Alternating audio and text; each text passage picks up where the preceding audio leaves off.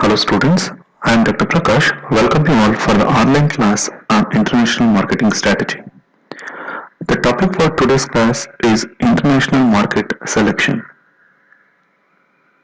The objective of the today's topic is to consider the role of marketing research and the marketing information system in identifying global market opportunities and to discuss and evaluate the process companies follow in order to select foreign markets successfully.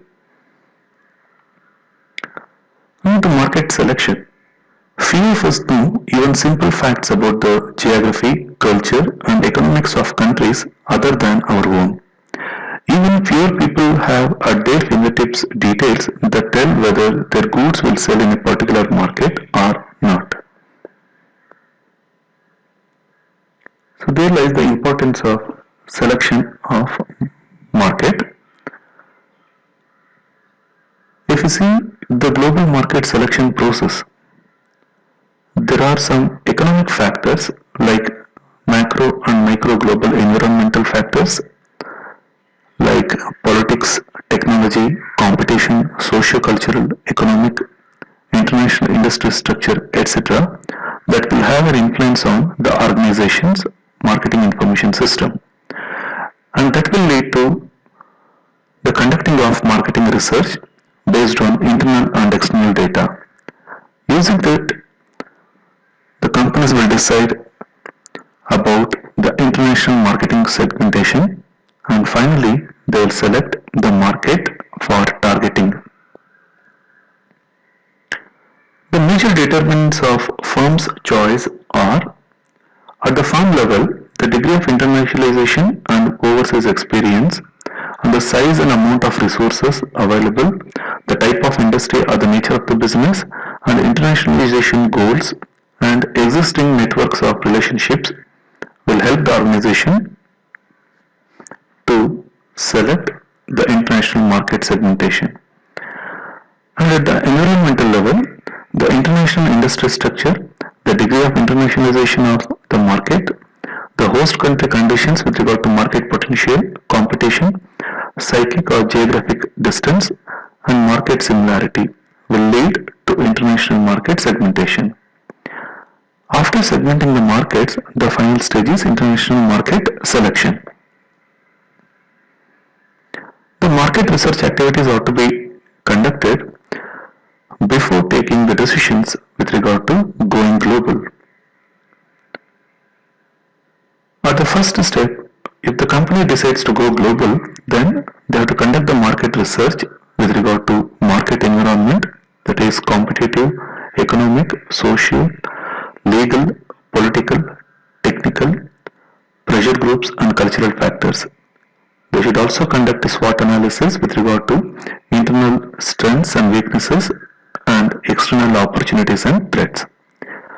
And if they decide to enter into a market, then they have to conduct the market research with regard to the market potential, the trade barriers, local marketing environment, the internal strengths and weaknesses, physical, ethical and geographical factors of that country.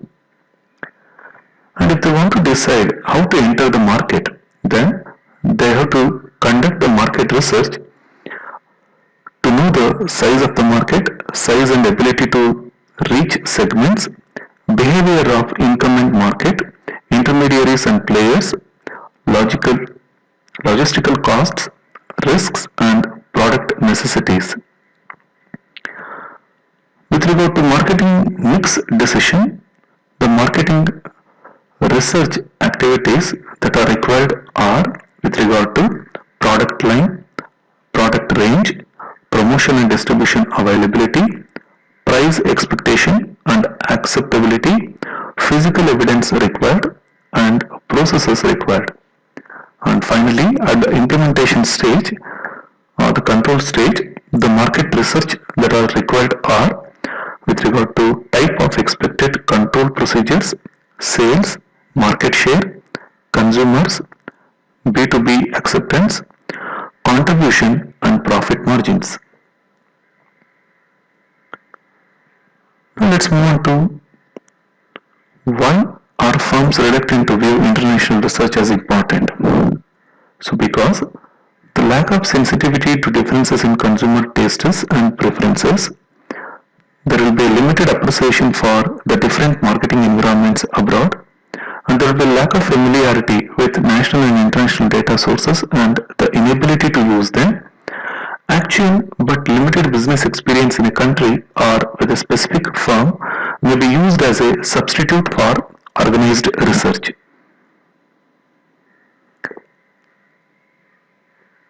Coming to elements of international market selection. Firstly, the firm has to select the relevant segmentation criteria based on the agreement, the environments. The second step is to develop an appropriate segment, and the third step is to screen the segments to narrow down the list of markets or the country's choice of target markets or countries.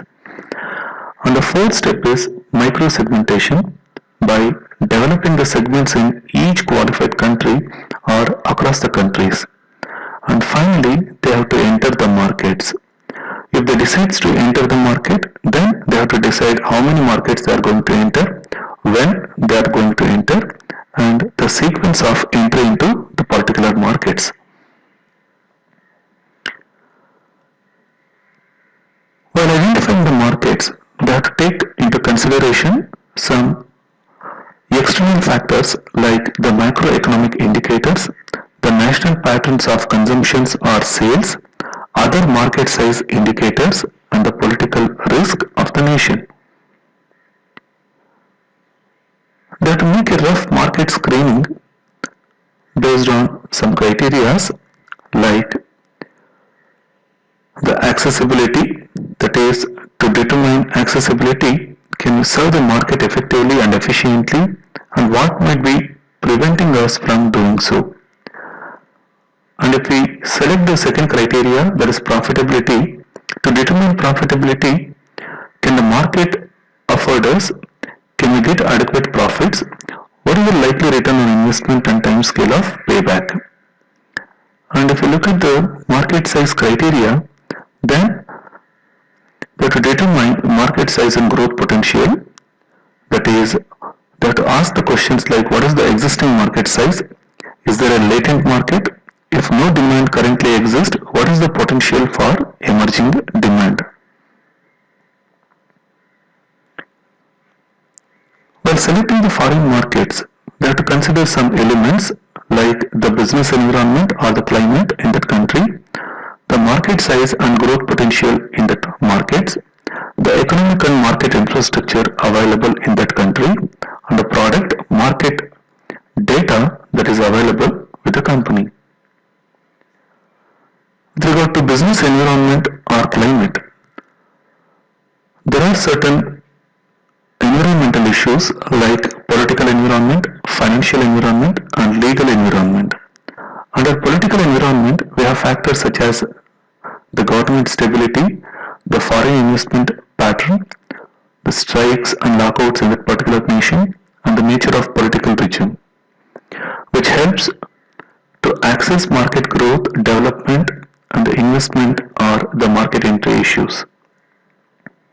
On the financial environment like inflation in that country, interest rates in that nation, exchange risk and stability in the market, and exchange rate controls in that market will have an impact on profitability and expected rate of return on investment. The movement of goods between the countries is also decided based on those economic factors. With regard to legal and regulatory environment, the tariffs or quotas in that nation, the product or promotion regulations in that nation, the price control techniques in that nation, the restrictions on ownership by the government in that nation will affect the mode of operation and the modification of marketing programs in that nation. With regard to market size and growth potential, they have to consider the factors like demographic, geographic, economic, technological, and educational and socio-cultural factors. Under demographic, they have to consider the population data on the urbanization pattern in the nation, which will have an indication of maximum market potential and the specific target segments, and finally that to design a distribution strategy. With regard to geographic factors, the size of the country, the climate of the nation, and the terrain of the nation will also have an indication of the maximum market potential and the specific target segments and the distribution strategy to be adopted in that region. With regard to economic factors, the gross national product and the growth rate and the consumer expenditure pattern, the nature of economic activity will have an impact on the market potential. With regard to technological and educational factors, the scientific or technical skills in the nation, the business technology available, the literacy level of the nation, and the education level will also have an impact on the market potential. With regard to social and cultural factors, the cultural values, religious values, ethnic groups, lifestyle pattern will have an impact on the selection of the potential market. With regard to economic and market infrastructure, if the country has a good communication network, a good distribution channel structure, a good retail outlets or the capita, the concentration of retail ownership, the internet facility, TV, radio ownership or access in magazines and newspaper circulations can affect cost and difficulty of doing business in the nation. The marketing mix program can be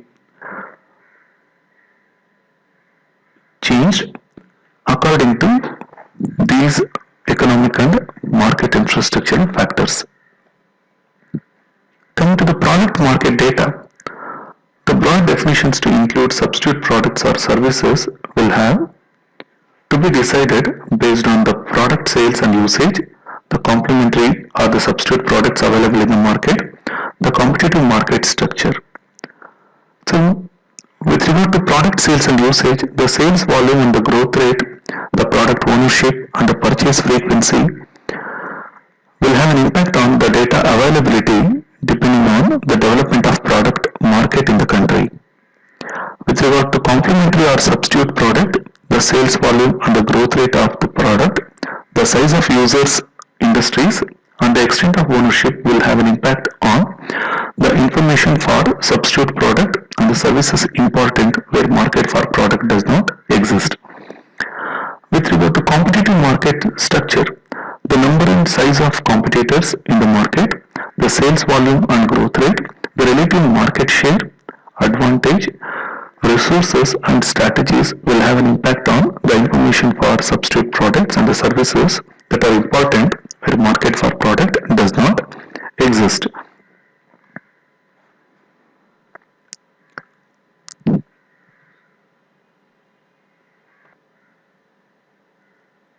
If there are multiple markets, then the markets ought to be selected based on the market size, the market growth and the risk of investment and internal considerations in the nations. Similarly, the product fit to market demand, the market presence, the resources available and the obtainable market share will also have an impact on the selection of the market based on the attractiveness. Coming to segmentation of the markets, it is a process of identifying specific segments, whether they be country groups or individual consumer groups of potential consumers with homogeneous attributes who are likely to exhibit similar response to a company's marketing mix. Global market segmentation means the segmentation is attractive because it helps companies to improve their marketing effectiveness and can lead to more satisfied customers, improved competitiveness, increasingly efficient resource allocation, and better designed marketing programs. The underlying principle of segmentation is that customers can be grouped using variables that help to discriminate between product needs and buying behavior.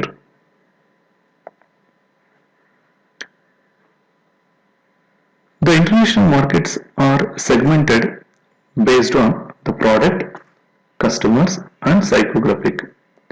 Under product based, the markets are segmented based on the size, shape, color, technology, features, product application, consumers, B2B, original equipment, service, length of life, brand, season, color, etc. Based on customers, the markets may be segmented based on demographic factors like age, gender, religion, color, culture, education, social class, and height. Based on geodemographic factors, the geographical location, urban or non-urban, lowlands, plateau, highlands, Euromosaic, other behavioral factors, for example, product in use, consumption patterns, occasion of use, place of use, time of use, and loyalty to the product.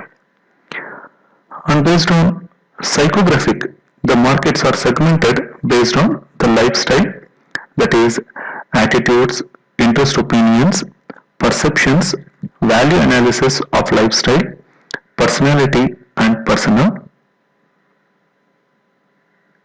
and based on the combination of lifestyle and social factors. If the company needs to expand the markets, then they have to ask the questions like, should we enter the markets incrementally or simultaneously? Will the entry be concentrated or diversified across international markets? So there are two approaches that are followed while entering into the foreign markets. Those are waterfall and shower approach. So under waterfall approach, firstly, the products will be introduced into the advanced countries. After that, they will enter into the developing country, and finally, they will introduce the products in the less developed countries. Under shower approach, the companies enter into the different markets simultaneously in advanced countries, less developed countries, and developing countries.